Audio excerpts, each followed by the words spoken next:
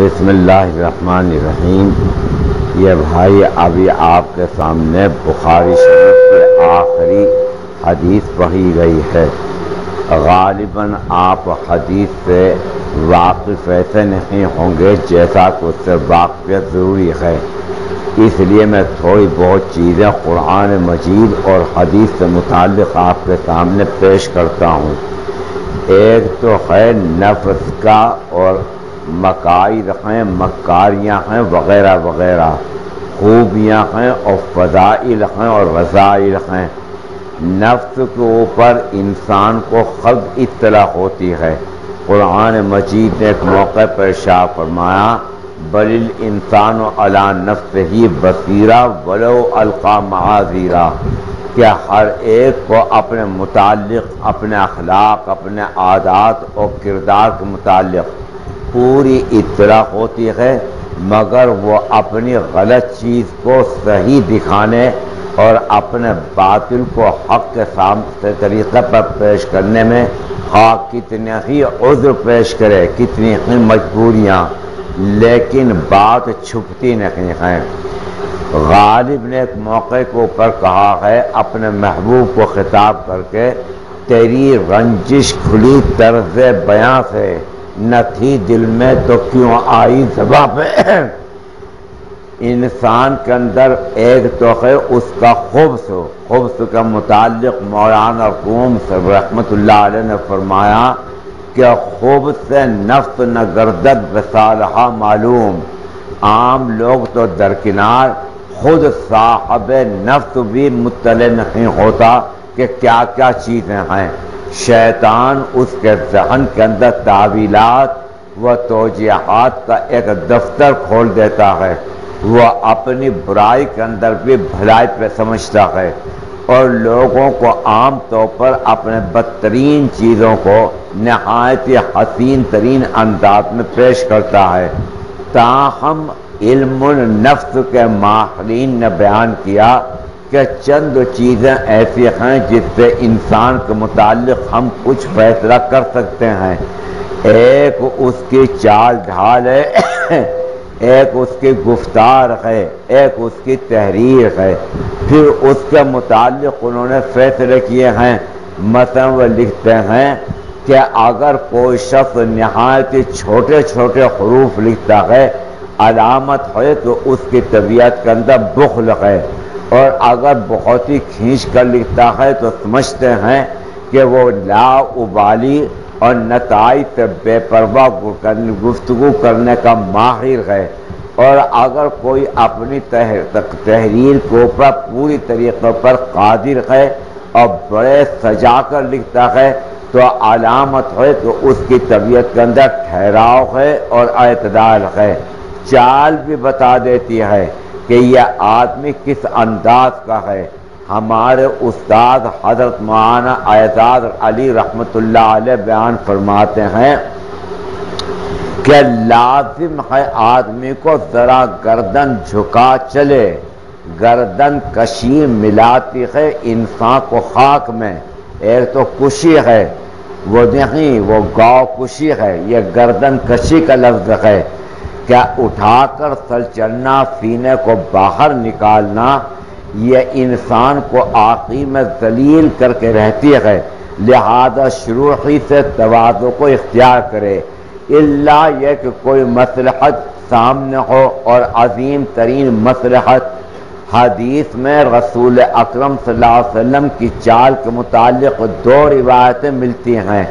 ایک روایت یہ ملتی ہے کہ آپ پہلوانوں کے انداز میں چلتے تھے، اور ایک روایت یہ ہے کہ آپ اتنے متواضعانہ انداز میں چلتے کہ قدم مبارک کی چاپ بھی نہیں سنائی دیتی تھی۔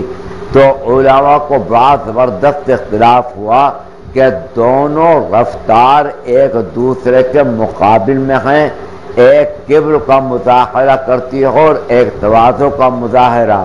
رسول اکرم صلی اللہ علیہ وسلم کی رفتار کون ہے؟ بعض لوگوں کو اللہ تعالیٰ حالانکہ وہ ان پڑھ ہوتے ہیں ایک علم خاص عطا فرماتا ہے، اسے کہتے ہیں علم لدنی۔ جیسا کہ قصہ موسیٰ و خضر میں خضر کے متعلق خود قرآن مجید کا ارشاد ہے کہ ان کے علوم وہاں بھی تھے، کسبی نہیں تھے، اور اللہ تعالیٰ نے ان کو اپنے پاس سے علم عطا فرمایا تھا جس میں علم لدنی کہتے ہیں۔ امت میں اس طریقے کے افراد ملتے ہیں۔ ہمارے امبالہ شہر کے اندر ایک بڑے فقیر گزرے ہیں، حالانکہ پڑھے لکھے نہیں تھے، لیکن عارف کامل و مکمل سائیں توکل شاہ صاحب۔ حد تو یہ ہے کہ حکیم الامت مولانا اشرف علی تھانوی علیہ رحمہ بھی ان کی خدمت میں پہنچے ہیں، اور حضرت نے جا کر درخواست کی کہ حضرت یا تو دعا کر دیجئے یا کوئی ایسا وظیفہ بتا دیجئے جس سے دل کے اندر خدا تعالیٰ کی محبت روشن ہو جائے۔ تو سائیں توکل شاہ نے حضرت سے ارشاد فرمایا کہ مولوی جی اپنی انگلی کو ذرا اپنی ہتھیلی کے اوپر رگڑو۔ تو حضرت تھانوی نے رگڑنا شروع کر دیا۔ چند سیکنڈ کے بعد انہیں پوچھا کہ کیا ہوا؟ تو حضرت نے عرض کیا کہ حضرت انگولی بھی گرم ہو گئی اور ہتھیلی کا وہ حصہ بھی گرم ہو گیا۔ فرمایا کہ مولوی جی اللہ اللہ کیے جاؤ، ایک دن گرمی محبت پیدا ہی ہو جائے گی۔ اسے علم لدنی کہتے ہیں۔ سیدی عبدالعزیز دباغ علیہ رحمہ، ان کی کتاب کا نام ہے ابریز۔ مولانا عاشق الہی صاحب مہرٹی نے اس کا ترجمہ کیا ہے تبریز سے، خالص سونے کو کہتے ہیں۔ تو وہ باوجود کہ بالکل امی تھے، ان پڑھ تھے، مگر قرآن کریم اور احادیث میں فیصلے کیا کرتے تھے کہ کتنا حدیث کا حصہ صحیح ہے، کتنی آمیزش ہے، کتنی ملاوٹ ہے۔ جب یہ حدیث علماء کے سامنے آئی کہ حضور صلی اللہ علیہ وسلم پہلوانوں کے انداز میں چلتے، اور دوسری حدیث کہ حضور ایسی تواضع اختیار کرتے کہ آپ کے قدموں کی چاپ بھی سننے میں آتی، تو اہل علم کی ایک جماعت عبدالعزیز دباغ علیہ رحمہ کے یہاں پہنچی اور کہا کہ دونوں احادیث ایک دوسرے کے مخالف ہیں۔ اس موضوع کے اوپر بہت سی نایاب اور اہم اور قدیم ترین کتابیں ملتی ہیں۔ تو سیدی عبدالعزیز سے پوچھا کہ کون سی حدیث صحیح ہے؟ فرمایا کہ میں پھر اس کا جواب دوں گا۔ اگلے دن اہل علم پھر پہنچے، تو پہنچنے کے بعد حضور صلی اللہ علیہ وسلم کے چال کے متعلق دریافت کیا۔ عبدالعزیز دباغ نے فرمایا کہ دونوں احادیث صحیح ہیں۔ پہلی حدیث جو ہے کہ آپ اکڑ کر چلتے تھے پہلوانوں کے انداز میں، یہ اس وقت پر جس وقت کے اوپر کفار اور کفر کی طاقت سے آپ کا مقابلہ ہوتا تھا، اور دوسری حدیث آپ کی عام چال کو بتاتی ہے۔ حضرت شیخ الہند مولانا محمود حسن صاحب رحمۃ اللہ علیہ ہمارے یہاں کے استاد الاساتذہ عام طور کے اوپر کود پشت ہو چکے تھے، بڑھاپے کو تعب ہوتا تھا، مگر جب انگریز کو دیکھتے تھے تو سینہ بتکلف باہر نکالتے تھے اور اکڑ جاتے تھے۔ کسی نے کہا کہ حضرت یہ آپ تکلیف کیوں برداشت کرتے ہیں؟ فرمایا کہ انگریز یہ نہ سمجھے کہ محمود حسن مقابلے کے قابل نہ رہا، وہ خوش ہوگا، لہذا میں اس کو اتنا موقع بھی نہیں دینا چاہتا کہ وہ خوش ہو۔ اسی طریقے کے اوپر آپ نے دیکھا کہ مکہ معظمہ سے ہجرت کر کے جب مدینہ منورہ آئے ہیں حضرات صحابہ، تو آب و ہوا کی ناموافقت کی وجہ سے کچھ تکالیف، کچھ بیماریاں، جسم لاغر ہو گیا اور کمزور۔ رسول اکرم صلی اللہ علیہ وسلم نے حج کیا تو آپ نے بربنائے مصلحت حکم دیا کہ 3 شوط سینے نکال کر پہلوان کے طریقے پر چلا جائے، اور باقی اپنے انداز کے اوپر۔ معلوم ہوا کہ مصلحت فوت ہو جاتی ہے اور حکم باقی رہتا ہے، چنانچہ اب وہ مصلحت باقی نہیں رہی جس کے پیش نظر رسول اکرم صلی اللہ علیہ وسلم نے یہ حکم ارشاد فرمایا تھا، مگر ابھی تک عمل باقی ہے۔ تو بہرحال یہ چیزیں جو ہیں یہ کھول دیتی ہیں کہ انسان کا مزاج کیسا ہے، اس کا اندر سے کیسا ہے، باہر سے وہ کچھ ظاہر کرے فلاں فلاں۔ ایسے ہی انسان کا اصل مزاج رسم الخط میں کھلتا ہے، باتوں میں کھلتا ہے، اور اس کے ساتھ ساتھ اس کے بیانات اور ارشادات میں۔ جب یہ بات آپ کے سمجھ میں آئی تو حضرت حق جل مجدہ کا کلام تو بادشاہ کا کلام ہے، اور عام طور پر مشہور ہے کہ بادشاہوں کا کلام کلاموں کا بادشاہ ہوتا ہے۔ حضرت حق جل مجدہ کے کلام کے بارے میں آپ کا کیا خیال ہے؟ وہ تو حضرت حق جل مجدہ نے ہمیں سمجھانے کے لیے بہت اتر کر کلام فرمایا۔ اگر اپنے شایان شان کلام فرماتے تو آج تک الف لام میم حل نہ ہو سکی، آج تک الف لام را حل نہ ہو سکا، یاسین حل نہیں ہو سکی، یا کاف ہا یا عین صاد، اور جنہوں نے حل کرنے کی کوشش کی تو وہ بھی عجیب و غریب۔ سیدنا ابن عباس مدعی ہیں کہ میں ان چیزوں کی حقائق پر مطلع ہوں۔ جب آپ سے دریافت کیا گیا کہ الف لام کا کیا مطلب ہے تو فرمایا کہ الف سے اشارہ ہے اللہ کی طرف، لام سے اشارہ ہے جبرائیل کی طرف، اور میم سے اشارہ ہے محمد کی طرف، کہ یہ خدا تعالی کا کلام بواسطہ حضرت جبرائیل سردار دو جہاں صلی اللہ علیہ وسلم پر نازل ہوا۔ ظاہر ہے یہ ایک عجیب و غریب قسم کی چیز ہے۔ شیخ احمد سرہندی المجدد الفسانی رحمۃ اللہ علیہ، جن کا شیخ کا مزار یہیں آپ کے قریب میں ہے باقی باللہ، وہ زیادہ ہوشور نکلے۔ انہوں نے فرمایا کہ میں مقطعات و متشابہات کی مراد پر مطلع ہوں، لیکن اللہ تعالی نے مجھے پابند کر دیا کہ کسی کے سامنے بیان نہ کروں۔ یہ عجیب و غریب بات ہے۔ معلوم ہوتا ہے کہ شیخ سرہندی بہت ہی ہوشیار ہے، انہوں نے اس پردے میں خوب چھپانے کی کوشش کی۔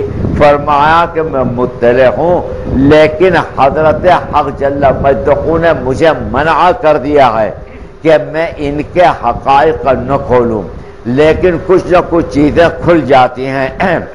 شہاب ایک بہت بڑے مصنف گزرے ہیں اور عجیب و غریب ادیب ہونے کے ساتھ ساتھ حکومت ہند و حکومت پاکستان کے اہم ترین عہدوں کے اوپر رہے ہیں۔ ان کی ایک سمان آیت ہے شہاب نامہ، بڑی ضخیم، غالباً 800 بلکہ 1000 صفحے کی ہوگی۔ انہوں نے ہندوستان میں جو اہم ترین عہدوں پر رکھے اس کی تفصیلات بھی لکھی۔ پھر ہندوستان ہی میں گورنر بہار و اڑیسہ وزیر اعلیٰ ہری کرشن مہتاب کے پاس بھیج دیا تو وہاں کی بھی داستان لکھی، عجیب و غریب انکشافات کیے۔ لکھا ہے کہ ہری کرشن مہتاب کانگریس ورکنگ کمیٹی کا ممبر بھی تھا، اور اس قطرت سے شراب پیتا تھا کہ ہر وقت نشے کے اندر دھوت رہتا تھا۔ تو ورکنگ کمیٹی نے ایک تجویز پاس کی کانگریس کی کہ اب تقسیم ہند لازمی ہے، لہذا مسلمانوں کو اہم ترین عہدے نہ دیے جائیں، بلکہ جن کے پاس اہم ترین عہدے ہوں بلطائف الحیل انہیں واپس لے لیا جائے۔ ڈاک پہلے پہنچتی تھی شہاب اکبر آبادی کے پاس، اور وہ شہاب کے پاس یہ کشمیری و نسل ہیں، اور ان کے نیچے ماتحت تھا ایک ہندو۔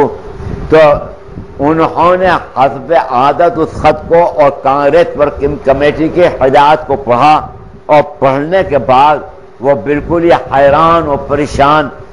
تو ہندو آ گیا، اس نے وہ خط لے کے ان سے ڈاک پڑھی تو تو وہ گھبرایا وہ آیا کہ شہاب تم نے بھی اس خط کو پڑھ لیا، اس ہدایت کو وہاں پڑھ لیا، اور اس کے پاؤں تلے کی زمین نکل گئی۔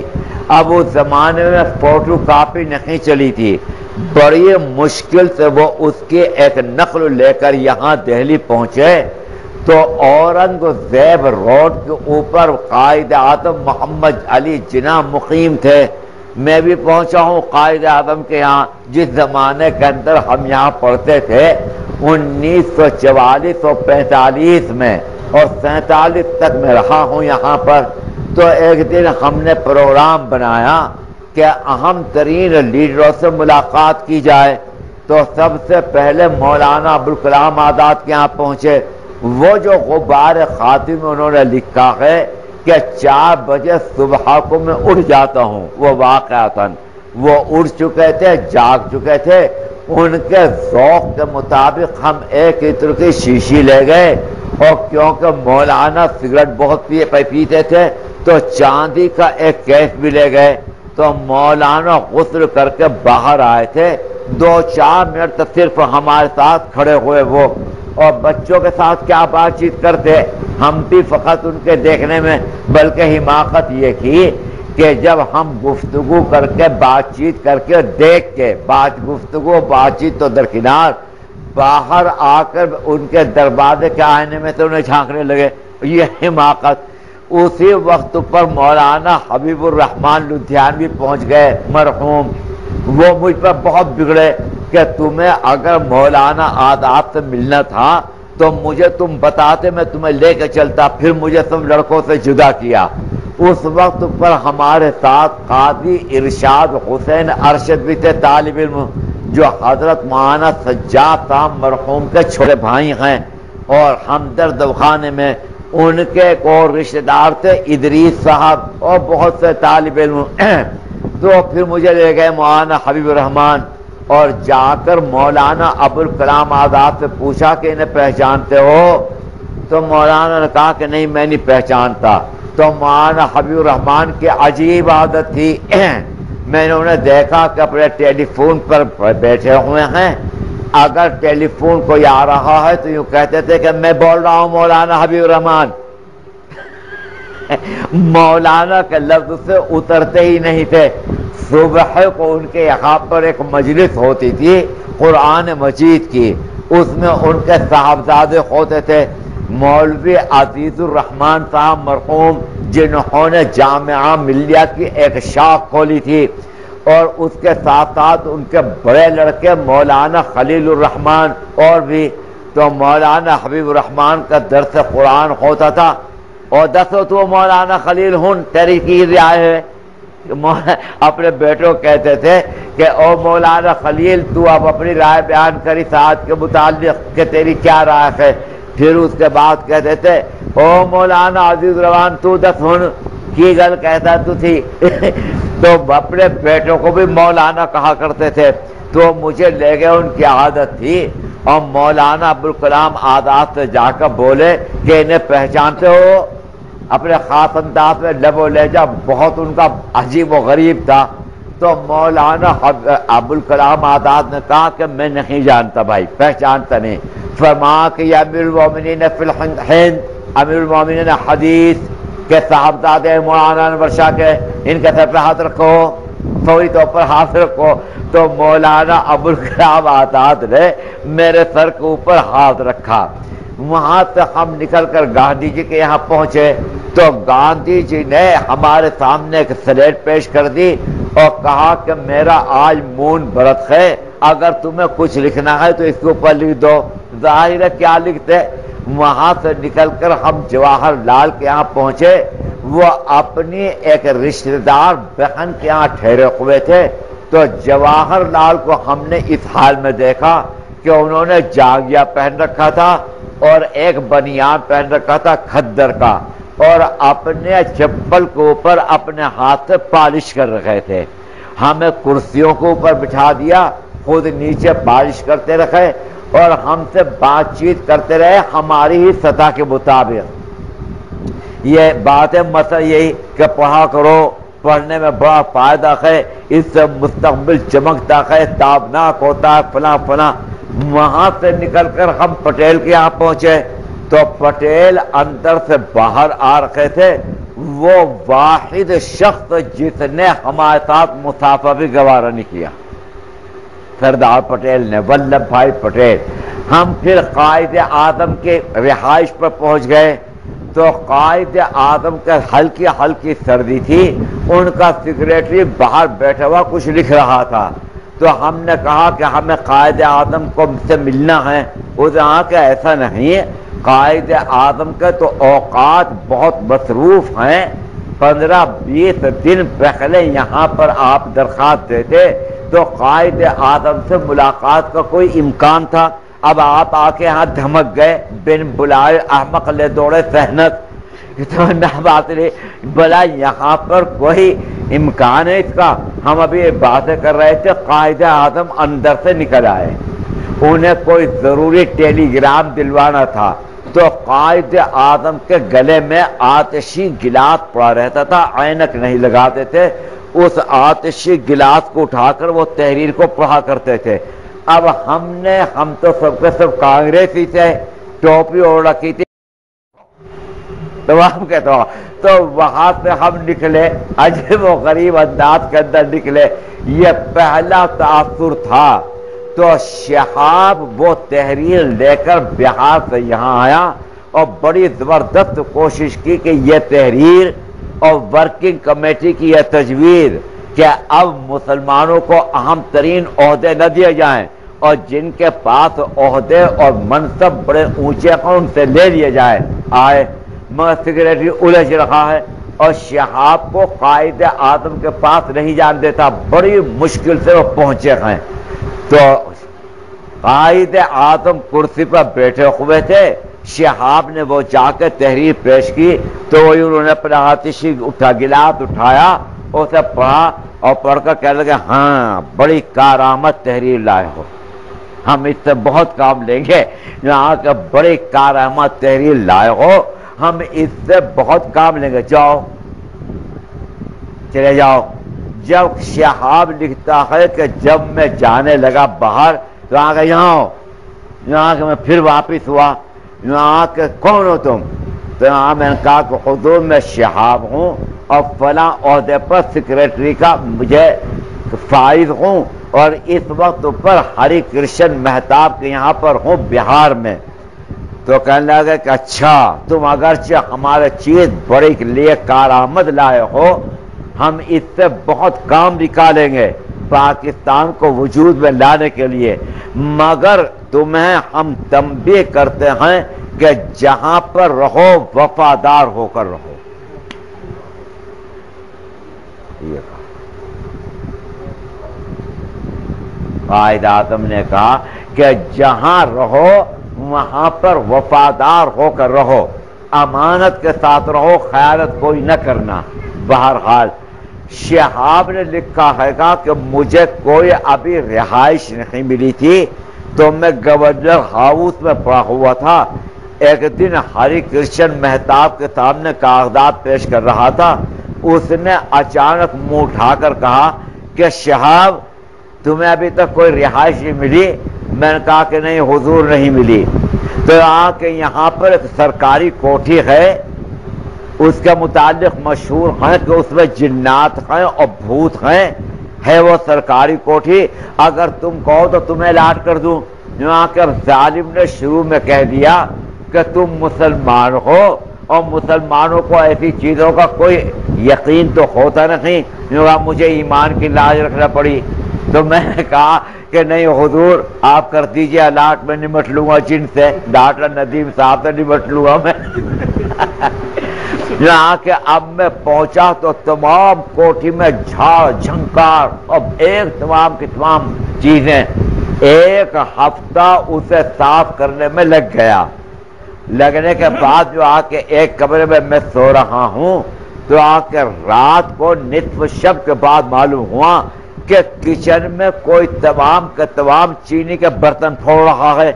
میں گھبرا کر جو پہنچا کچھ بھی نہیں، سب صحیح و سالم۔ میں نے کہا آلیے ڈاکٹر ندیم صاحب آلیے۔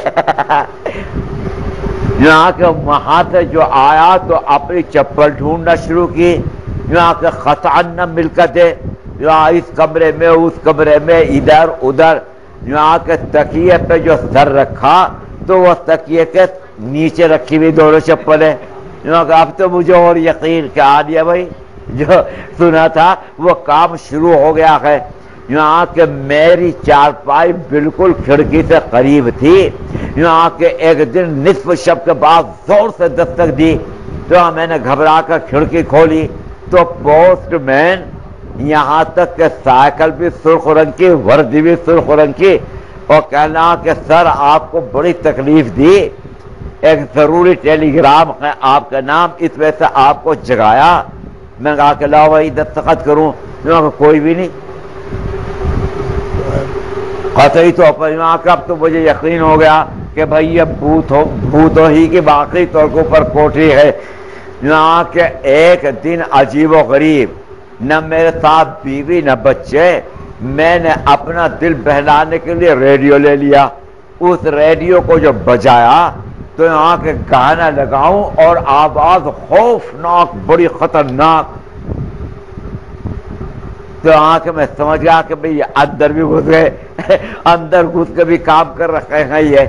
تو میں نے کہا تجربہ میں نے شروع کیا، شہاب نے لکھا یہاں کہ میں نے آیت الکرسی لکھ کر عربی رسم الخط میں، قرآنی رسم الخط میں اس ریڈیو پہ رکھی تو آواز بالکل ٹھیک، یہاں کے جب اس تحریر کو اٹھا لیا پھر بیانک آوازیں، یہاں کہ اب میں نے کہا کہ اور تجربہ کرو، میں نے آیت الکرسی کو اردو میں لکھا اور لکھ کے رکھا مگر بھیانک آوازیں بڑی خطرناک قسم کی، یہاں کہ میں نے ہندی میں لکھ کے رکھا تو اور خرافاتی آوازیں نہایت خطرناک قسم کی۔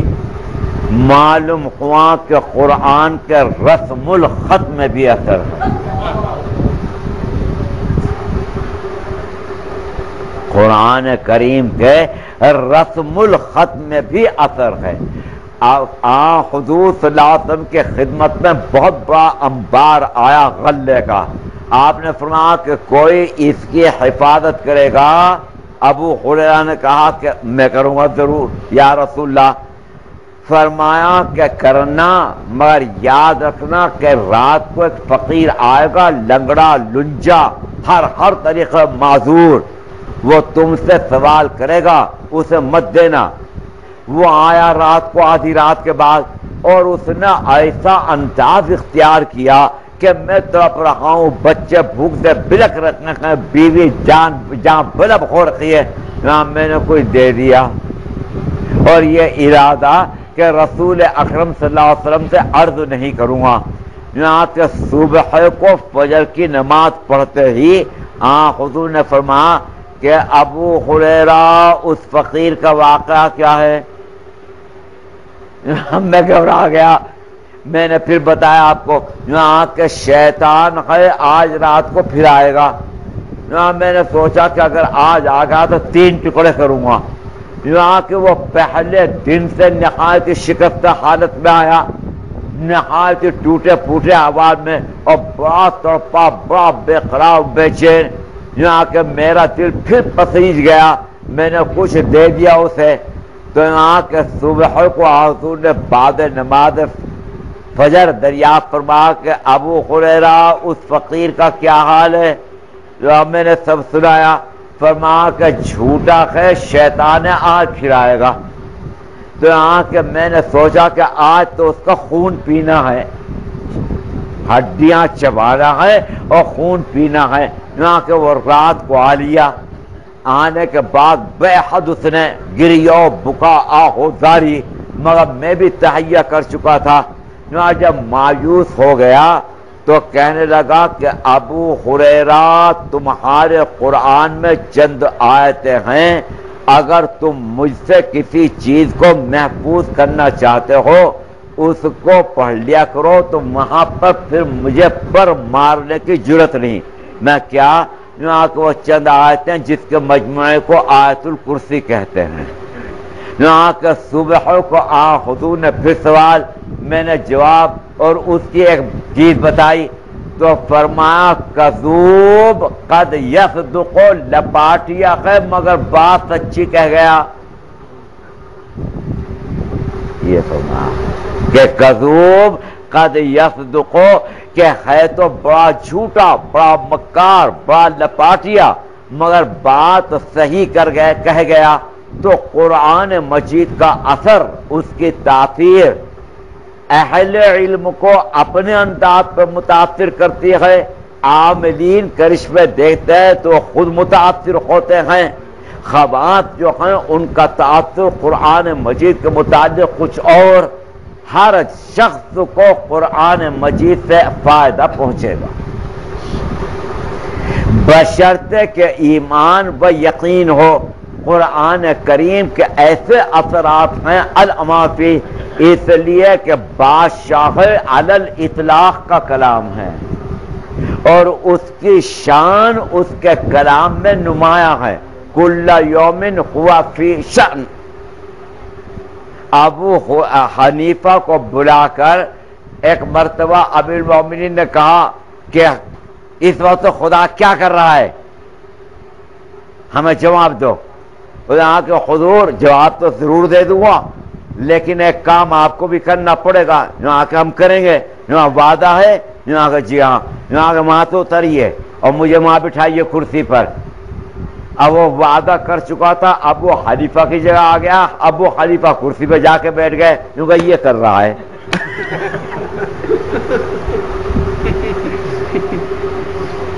یہاں کہ خدا تعالیٰ یہ کر رہا ہے، کسی کو چڑھا رہا ہے، کسی کو اتار رہا ہے، کسی کو ترقی دے رہا ہے، کسی کو پستی میں ڈال رہا ہے، کسی کو تندرستی دے رہا ہے، کسی سے تندرستی چھین رہا ہے، کسی کو خوشحال بنا رہا ہے، کسی کو بادشاہت دے رہا ہے اور پھر درد درد کا بھکاری بنا دیتا ہے. تو یہ کلام اللہ کی شان ہے اور رسول اکرم صلی اللہ علیہ وسلم کے کلام کی شان ہے. دوستان میں بڑے بزرگ گزرے ہیں، شاہ فضل الرحمان گنج مراد آبادی، فضل الرحمان نہیں بلکہ فضل الرحمان. حضرت مولانا محمد علی مغیری رحمت اللہ علیہ، نواب حبیب الرحمان خان شروانی وغیرہ سب ان کے خلفاء میں سے ہیں. مجذوب تھے، عجیب و غریب، ہر وقت جذب کی کیفیت. صبح کو تمام جمع ہو جاتے، ان سے پانی پہ دم کراتے تو کبھی کبھی جذبے کے اندر آ کر بجائے اس کے پھونک مارنے کے تھوک دیتے تھے پانی میں. تو وہ ہندو ایک دوسرے سے کہتے تھے کیا ہو گیا تمہیں، مسئلے کا جھوٹا پی رہے ہو؟ تو وہ جواب دیتے کہ میاں یہ تو ہوتا ہے، ان کا کیا سچا کیا جھوٹا. ایک دفعہ حیدرآباد کے نواب آ گئے، خبر نہیں کیا ہوا، شاہ تاق کو نکلو یہاں سے. اب وہ ایک دم سے اٹھا، نکال دیا اسے. تو بیٹے نے بڑی سفارش کی کہ ابا یہ وزیر حیدرآباد کے بڑے شہزادے ہیں، فلاں فلاں. میں کیا جانوں کہ شہزادے ہیں، فلاں فلاں فلاں. خیر بڑی سفارش کے بعد اتنا ٹائم دیا کہ رات کو 2 بجے تک ٹھیک یہاں سے ہماری خانقاہ خالی کر دے. حکم دے دیا، شاید حکم بدل دیں گے. تو وہ بھی ادا شناخت کا نہیں بزرگوں کی بات کا خلاف ورزی نہ کرنی چاہیے. جو حکم دے دیا ہے بس اس کے اوپر عمل کرنا چاہیے. تو شاہ فضل الرحمان کی سند حدیث بڑی اونچی ہے، بہت زبردست اونچی ہے. حضرت تھانوی علیہ الرحمہ ان کے بیعت کرنے کے لیے چلے ہیں کانپور سے. چند ان کے ساتھ جو تھے وہ کانپور کے رئیس و تاجر تھے. اب یہ رات کو 12 بجے کے قریب پہنچے. گاؤں کے اندر نہ سرائے، نہ ہوٹل، نہ کھانے پینے کی دکان، اور ان کی بھوک کی وجہ سے آتے قل ہو اللہ پڑھ رہی. کنڈی کھٹکھٹائی، اندر پہنچے تو کہنے لگے بڑے بگڑ کے شاہ صاحب کون ہو، کہاں سے آئے ہو، کیوں آئے ہو؟ تو وہ تو سب کانپ گئے، تاجر پیچھے گھٹ گئے. حضرت تھانوی نے عرض کیا کہ حضرت طلبہ ہیں، زیارت کے لیے آئے ہیں اور کانپور سے آ رہے ہیں. فرمایا کہ تم دفن نہ ہو گئے، زمین پھٹ نہ گئی، تم اس میں سما نہیں گئے، تم پہ آسمان ٹوٹ کر نہیں گر گیا جب تم یہاں رہے چھڑک رہا تھے؟ بڑے آئے زیارت کرنے والے، یہ زیارت کا وقت ہے۔ ہم آ کے باہر بیٹھ گئے اور بھوک کی وجہ سے بے قرار، تھوڑی دیر میں حضرت کو کشف ہوا کہ بلاؤ۔ یہاں کے سب ساتھیوں نے کہا کہ ہم تو جانے کے نہیں، جو کچھ کہنا تھا وہ تو کہہ چکا، پٹائی بس باقی رہ گئی۔ تو حضرت اندر گئے تو کہنے لگے شاہ فضل الرحمان کہ تم مولوی یعقوب نانوتوی کے شاگرد ہو، دارالعلوم کے اول صدر مدرس۔ یہاں کہ ہاں حضرت میں نے انہی سے حدیث پڑھی ہے۔ فرمایا کہ وہ تو بڑے اہل اللہ میں سے تھے، بیٹھ جاؤ۔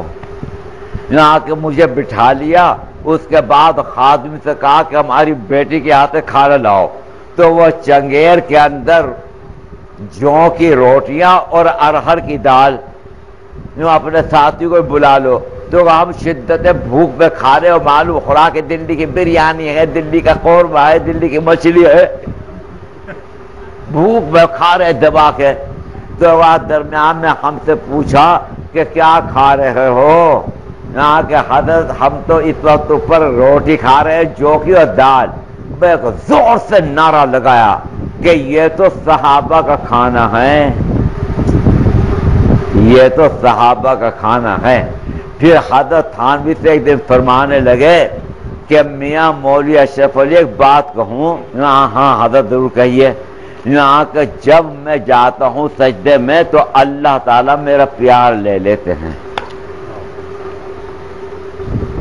اور پھر جوش میں فرمایا کہ ہمیں تو صرف اللہ تعالیٰ قبر کے اندر نماز کی اجازت دے دے، خبردار یہ مت سمجھنا کہ قبور معطل ہیں، قبر کے اندر کام جاری ہے۔ بعض مردے حج کر رہے ہیں، بعض نماز پڑھ رہے ہیں، بعض تلاوت قرآن کر رہے ہیں، بعض تسبیح کر رہے ہیں، قبور معطل نہیں، بس اس فرق کے ساتھ کہ اس دنیا کے اندر مکلف ہیں، وہاں پر اپنے ذوق کی تسکین اور تکمیل کر رہے ہیں۔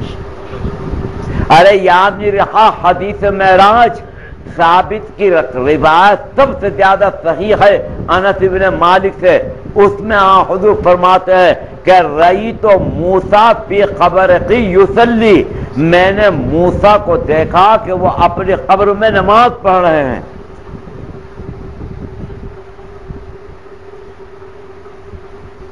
اس سے معلوم ہوا کہ اپنے اعمال درست رکھو تاکہ عالم برزخ میں انہی اعمال میں انہماک رہے۔ تو شاہ فضل الرحمان کے یہاں پر ایک محدث عظیم پہنچے اپنے شاگردوں کو لے کر سند دلوانے کے لیے۔ بس شاہ صاحب آئے اور آ کے استادی سے کہا پڑھو۔ اب وہ استاد بڑا قابل فاضل مگر زبان گونگ، حضرت نے پھر فرمایا کہ پڑھو، ان کی زبان ہی نہ اٹھے۔ حضرت نے پھر تیسری مرتبہ پڑھا، پڑھو، ان کی زبان ہی نہ اٹھ کے کسی طریقے پر بھی۔ اور طالب علم بے چین کہ آج ہی تو موقع تھا بولنے کا، اتنے بڑے ہمارے استاد عالم و فاضل۔ وہ کانپور میں جب حضرت تھانوی علیہ رحمہ تھے تو ایک مرتبہ ایک حضرت شیخ الہند علیہ رحمہ کو بلا لیا جلسے میں۔ وہاں پر دیوبندی عقیدے کے خلاف ایک صاحب تھے۔ جب حضرت شیخ الہند کی تقریر شروع ہوئی تو وہ بھی سامنے بیٹھے ہوئے تھے، تو حضرت تھانوی دل میں دعا کر رہے، اے اللہ آج حضرت کی تقریر ایسی ہو جائے کہ ان کو بھی معلوم ہو جائے کہ دیوبندیوں کے پاس کیا علوم ہے۔ حضرت نے ایک حدیث پڑھی جس میں ہے کہ حضور صلی اللہ علیہ وسلم وحی کے اقسام بیان کر رہے ہیں، اور ان میں ایک قسم وحی بیان کی کہ اللہ تعالیٰ مجھ پر وحی بھیجتے ہیں اور وہ گنگناہٹ سی ہوتی ہے جیسے تار میں گنگن گنگن گنگن، اس سے پورا مضمون نکالنا۔ حضور نے فرمایا کہ ہوا اشد علیہ، تو حضرت اس کا ترجمہ کیا تو وہ پیچھے سے بولے کہ آپ کو حدیث کا کیا حق ہے پڑھانے کا؟ اشدو کا ترجمہ آپ نے کر دیا اظہر، اس کا ترجمہ ہے اظہر۔ وہ حضرت ایک دم تو اتر گئے اور کہا کہ میں تو پہلے کہہ رہا تھا مجھے حدیث میں تقریر کرنا نہیں آتی۔ وہ حضرت نانوتوی علیہ رحمہ ایک مرتبہ ایک گاؤں میں مسجد میں پہنچ گئے، اتفاقاً کم بخت امام آیا نہیں، گاؤں والا کوئی جانتا نہیں تھا، نماز کا وقت ہو گیا تو گاؤں والوں نے حضرت کے چہرے موڑے کو دیکھ کے کہا کہ چل نماز پڑھا دے۔ نماز حضرت نے کہا کہ مجھے نماز پڑھانے نہیں آتی، میرا بن رہا کیوں اپنے آپ کو، حضرت کو زبردستی مسلح پہ کھڑا کر دیا۔ اب حضرت کوئی اس دن اتفاقاً غلطی ہو گئی، گاؤں والے کہنے لگے جاوے تیرا ناس ہو جا، ہماری نماز بھی تو کی بھی تو نے پیڑ مٹا دی۔ حضرت نے فرمایا کہ میں نے تو پہلے کہا تھا مجھے نماز پڑھانے نہیں آتی۔ تو ایک گوالے نے کہا کہ پھر چپڑ چپڑ بھی کر رہا، ایک مکم مارا حضرت کے دماغ کے، نکل۔ اب جو حضرت نکلنے لگے سامنے سڑک پر ایک حضرت کو کوئی جاننے والا، اس نے دیکھ کے حضرت کو شور، حضرت حضرت اجی حضرت کہاں گئے اجی حضرت۔ اب حضرت دانوتی یوں کر رہے، وہ کہاں مانے، وہ تو چیخ رہا بری طریقے کے اوپر۔ تو باہر نکل کے کہنے لگے کون حضرت ہے تھوڑا؟ انہوں نے کہا کہ تم نہیں جانتے؟ کہ ہم تو نہیں جانتے، کہ مولانا قاسم نانوتوی جنہوں نے دارالعلوم کا مدرسہ بنایا، تیرا تھوڑا مدرسہ بناتے پھر نماز پڑھانی نہیں آتی تھے۔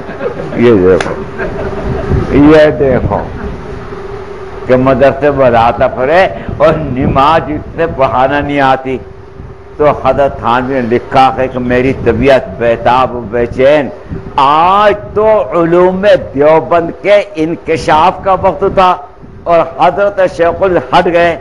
وہاں سے جب ہٹ گئے تو فرمایا کہ اس حدیث میں آپ کیا ترجمہ کریں گے؟ اشد علیہ، کیا وہاں پر بھی ادر ترجمہ ہوگا؟ بس سناٹے میں آ گیا، سناٹے میں آ گیا۔ حالانکہ حضور کے ارشاد کا مطلب تھا کہ یہ حدیث کی قسم میرے اوپر سب سے زیادہ سخت گزرتی ہے، اس لیے کہ ٹیلی گرام سے مضمون کو پورا اخذ کر لینا، ذرا بھی توجہ ہٹی بابو کی کہیں تو کہیں اطلاع آتی ہے بیٹے ہونے کی، وہ لکھ رہا کہ تمہارے ابا کا انتقال ہو گیا، تمہاری بیوی کا انتقال ہو گیا، تو حضور فرماتے ہیں ہوا اشد علیہ۔ تو جب وہ محدث ایک لفظ بھی نہیں پڑھ سکے تو حضرت نے کتاب بند کر دی۔ شاہ فضل الرحمان نے کمرے میں تشریف لے گئے تو کچھ مخصوص معتقدین گئے اور کہا کہ حضرت یہ تو بڑے عالم ہیں ہندوستان کے نام پر، ہزار ان کے شاگرد، آج کیا ہو گیا؟ فرمایا کہ اب تک الفاظ حدیث پڑھے تھے اور پڑھائے تھے، آج میں نے سوچا کہ کچھ حقیقت حدیث بھی کھول دوں، ذرا سے ہی پردہ اٹھایا تھا کہ زبان ہی گم ہو گئی۔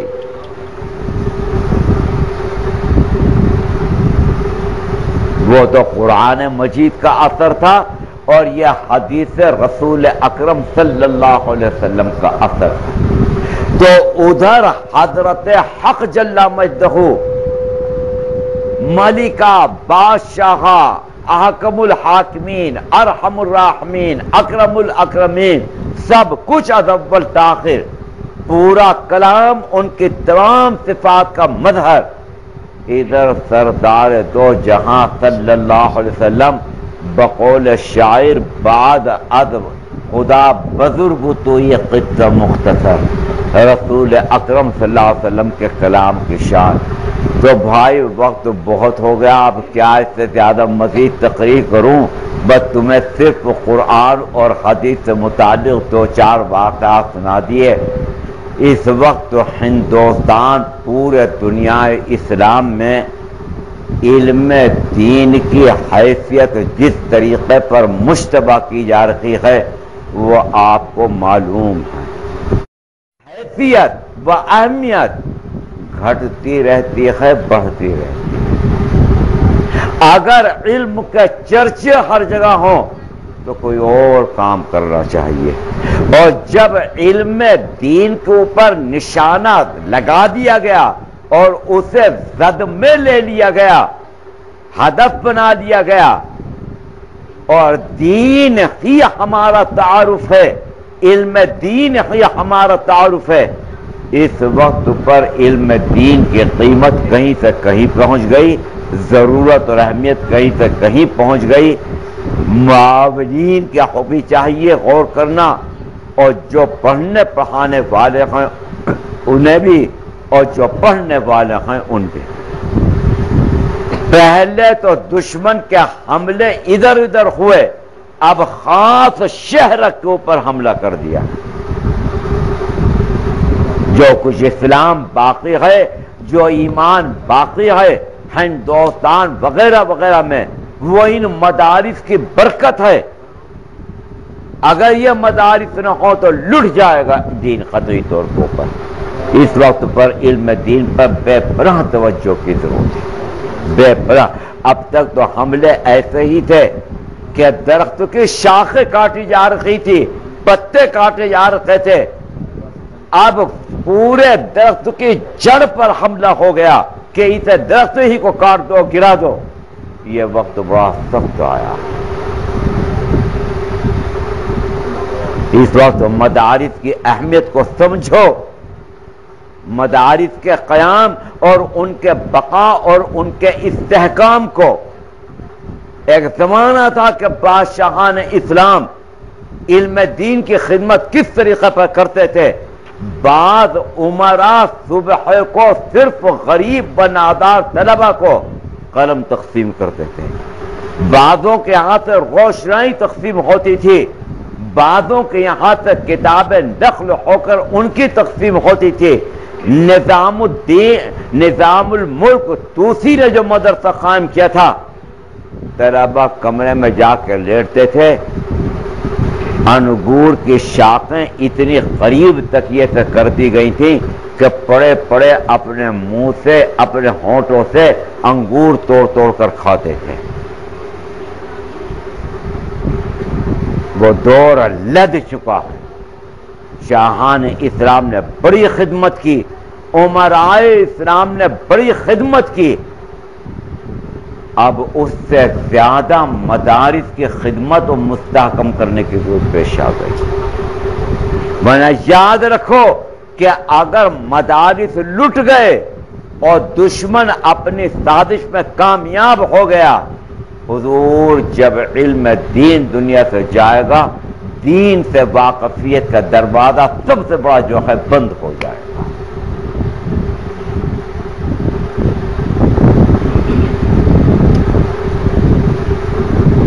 تو آپ اس کا خیال کیجئے، معاونین بھی خیال کریں، محسنین بھی خیال کریں، طلبہ بھی خیال کریں. ایک ایک سیکنڈ ان کا قیمتی ہے جو علم دین کے حاصل کرنے میں لگا دیں. وہ مدرسین اور اساتذہ بھی کہ اگر دو چار کو کندن بنا کر نکال دیا، مدارس کے مقاصد پورا ہو گئے. اب تو یہ سمجھو کہ دین کے بقا و اس سے چند چیزیں تھیں. ہمارے پاس ایک خانقاہیں تھیں، خانقاہوں کا سلسلہ تقریباً ختم ہو چکا. تھانے بھون کی خانقاہ گئی، جلال آباد کی خانقاہ گئی، سہارنپور میں حضرت مولانا خلیل احمد صاحب رحمۃ اللہ علیہ کا فیض جاری تھا، وہ گیا. رائے پور میں حضرت شاہ عبد الرحیم، پھر حضرت شاہ عبد القادر رحمۃ اللہ علیہ کا فیض تھا، وہ گیا. دیوبند میں سیدنا شیخ الہند رحمۃ اللہ علیہ کی خانقاہ تھی، وہ ختم ہوئی. وہاں تربیت ہوتی تھی، جو کچھ پڑھا لکھا اسے طبیعت ثانیہ بنائی جاتی تھی. گویا کہ ایک ذریعہ ہم تربیت کا اپنے ہاتھوں سے کھو چکے. خانقاہیں اب نہیں ملتی. وہ خانقاہیں جو کام کر رہی تھیں، جو مردم سازی کر رہی تھی، جو انسانوں کو تیار کر رہی تھی، وہ ختم ہوا. اس کے بعد ہمارے پاس ایک چیز باقی رہ گئی تھی، مدارس. وہ مدارس کو بھی اب ختم کیا جا رہا ہے. تو خانقاہی نظام اگر قائم کرنا ممکن نہیں، اس کے لیے کچھ خاص شرائط اور کچھ خاص نوعیت کے افراد چاہیے. تو خدا کے بندوں جو مدد سے قائم ہیں ان کی مدد کرو. مجھے ایک حدیث ابو ذر غفاری رضی اللہ تعالی عنہ یاد آئی. حضور کے عاشق صحابی ہیں. ہمیشہ حضور کا جب کوئی ارشاد نقل کرتے ہیں تو کہتے ہیں سمعت خلیلی یقول، میں نے اپنے محبوب کو یہ کہتے ہوئے سنا. حضور نے ایک مرتبہ اتنی بڑی سعادت عنایت فرمائی، فرمایا کہ ابو ذر آؤ گلے مل لو. تو آپ بغل گیر ہوئے ہیں. فرماتے ہیں ابو ذر کہ اس کی لذت قیامت تک میں نہیں بھولوں گا.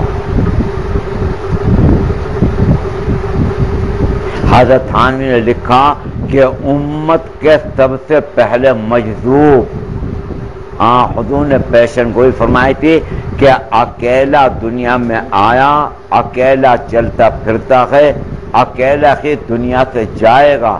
حضرت مولانا مناظر احسن گیلانی علیہ رحمہ نے ان کی سوانح لکھی ہے، وہ پڑھ کے دیکھو. ابو ذر نے ایک مرتبہ حضور سے عرض کیا کہ یا رسول اللہ ہمیں کوئی ایسی چیز بتا دیجئے کہ ہم اللہ تعالی ہم سے راضی ہو جائیں. تو آپ نے فرمایا کہ ابو ذر راہ حق کے اندر مار کے گرم کرو. تو ابو ذر بڑے سیدھے سادے ہیں، کہا کہ یا رسول اللہ اس کے لیے تو شجاعت قلبی کی ضرورت ہے اور میرے پاس ایسی شجاعت نہیں. حضور نے فرمایا کہ ابو ذر پھر خدا تعالیٰ کے نام پر لو دو، اللہ تعالیٰ تمہیں مقام اعلیٰ سے اعلیٰ عطا فرمائے گا. ابو ذر نے کہا کہ یہ پہلے کام سے بھی زیادہ مشکل ہے، ہمارے تو جیب میں کوڑی بھی نہیں، ہم تو ڈاکٹر حارث صاحب ہیں مخلصین لہ الدین ہم تو مخلصین لہ الدین ہیں. تو حضور نے فرمایا کہ ابو ذر پھر ایک آخری میں کام بتاتا ہوں وہ ضرور کر لینا. یہاں کہ کیا؟ یہاں کہ دین کا جو کام ہو رہا ہو اس کی مدد کرنا، مدد نہ کر سکو تو مخالفت بھی نہ کرنا.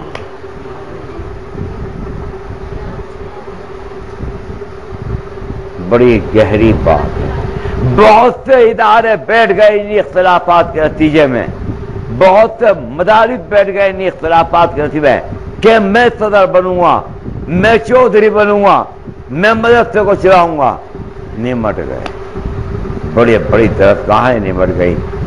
اس نصیحت پر غور کرو، وصیت پر، کہ ابو ذر دین کا جو کام ہو رہا ہو اس کی مدد کرنا، مدد نہ کر سکو تو کم از کم جھگڑے نہ پیدا کرنا.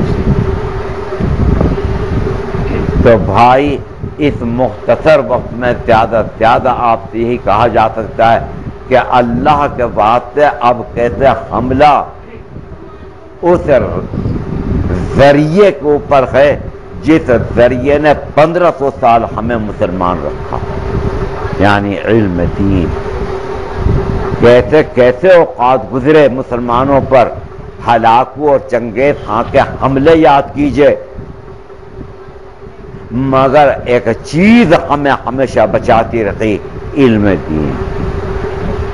علم دین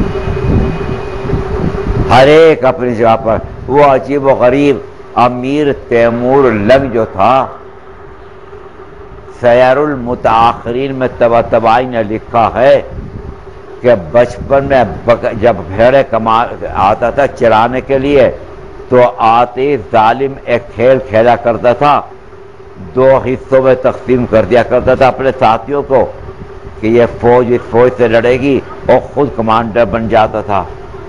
طباطبائی نے لکھا ہے کہ اگر کسی کا عہد مستقبل دیکھنا ہو کہ یہ کیا کرے گا تو اس کا بچپن دیکھ لیجو.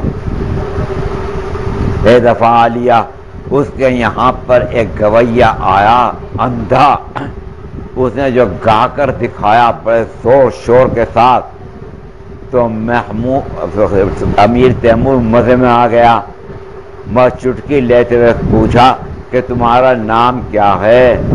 اس نے کہا کہ دولت۔ تو تیمور نے کہا کہ دولت اندھی بھی ہوتی ہے، کہا کہ حضرت اندھی بھی ہوتی ہے لنگڑی بھی ہوتی ہے۔ دیکھا کہ بھرپور چوٹ کی کہ دولت اندھی بھی ہوتی ہے، امیر تیمور لگڑا تھا نا، اور یہاں کہ دولت لگڑی بھی ہوتی ہے۔ ایسا مزاج کا آدمی کہ حافظ شیرازی نے ایک شاعرانہ تخیل جس کی کوئی حقیقت نہیں ہوتی اپنے اشعار میں کہا، اگر آ ترک شیرازی بدست دارد دل مارا، بخال ہند وش بخشم سمرقند و بخارا را، کہ اگر وہ محبوب ہماری دلداری کرے تو اس کے رخسار کے تل کے اوپر جو اس کے حتم اور شمع جلال خائے قندیل میں بخارا اور سمرقند کو قربان کر دوں گا۔ امیر تیمور بھاگا گھوڑے پہ دبا دم دبا دم دبا دم دبا دم، اور حافظ کو بلا لیا۔ یہاں کہ ہم نے اتنی مشکل، اتنی تکالیف، اتنی قربانیاں، اتنی جد و جہد کے بعد بخارا کو سمرقند کو فتح کیا، اور تم محبوب کے دل کے اوپر سے نچھاور کر رہا ہے۔ حافظ جی کہا چکنے والے تھے، کہا کہ اسی فیاضی کے نتیجے تو مفلس ہو گئے۔ اسی فیاضی کے نتیجے میں تو مفلس ہو گئے۔ تو تیمور لنگ کو ہنسی آ گئی، ہنسی آ گئی، مسکرا دیا، جان بچ گئی حافظ شیرازی کی۔ یہاں کہ حضور یہی تو فیاضیاں ہمیں لے کے ڈوب گئی ہیں، مگر آپ کو فیاضی لے کے نہیں ڈوبے گی بلکہ آپ کو ترا دے گی، اور آپ کے ذریعے سے بہت سے تو دین کی خدمت جم کر بھائی۔ وآخر دعوانا الحمدللہ رب